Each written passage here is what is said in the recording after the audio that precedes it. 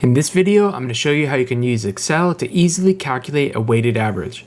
I'll be working with some data from the Chapter 3 homework problem in the weighted average worksheet in the Chapter 3 Excel resources to help me organize my data and my formulas.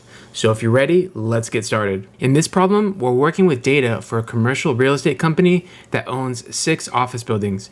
Each of the buildings has a different price per square foot based on the size of the building and its amenities. For this problem, the data is provided to us, so for step 1, we only need to identify what we'll be using for the weights or the W in the calculation. We are interested in the average price per square foot, so that means the weights in this scenario is the number of square feet. Since the weighted average takes into account the square feet for each building, it is a more reasonable measure of the average price than just a simple average. Here I have a snippet of the homework problem. If you were to click on this link here and download the data to Excel, it would come out into this format here.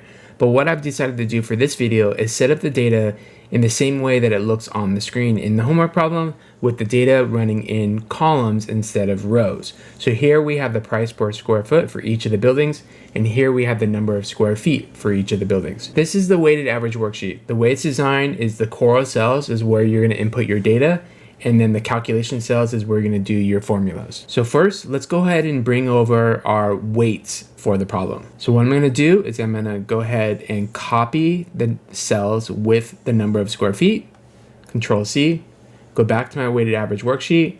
I'm going to right click here. I'm going to do paste special. I'm going to do values and then transpose, because we want to transpose the data from columns to rows. The reason why I'm using values is so that it doesn't override the formatting in the worksheet. If I click on OK, then we get our numbers in the W column. X is our attribute of interest and is what we are averaging. So in this case, that is going to be the price per square foot. I'll go back to our data, copy our price per square foot, go back to our weighted average worksheet, click here, right click, paste special, values, and transpose, and click OK. And now we have all of our data in our worksheet. Step 2 is we want to multiply the weight by the X.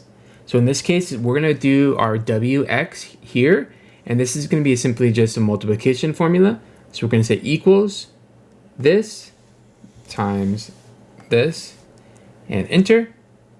Now we're going to fill this formula down. So we're going to click here and double click and take it down. Next, we're going to do this part of the formula here where we're going to sum the W times X values. So we can click in this cell here, and I'm going to go ahead and use the auto sum button, and that will automatically do the sums of the W and X values. Step 3 is we need to sum up the weights.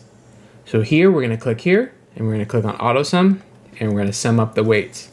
Now we have everything we need to calculate the weighted average. We have our numerator here, and we have our denominator here, and then it's just simply easy as doing a division. So we'll say equals this divided by this, and we get 83. Make sure you review your problem for the required number of decimal places. In this particular problem, it asks you to round to the nearest whole dollar. So in this case, it would be $83. And that wraps up this video on how to use Excel to calculate a weighted average.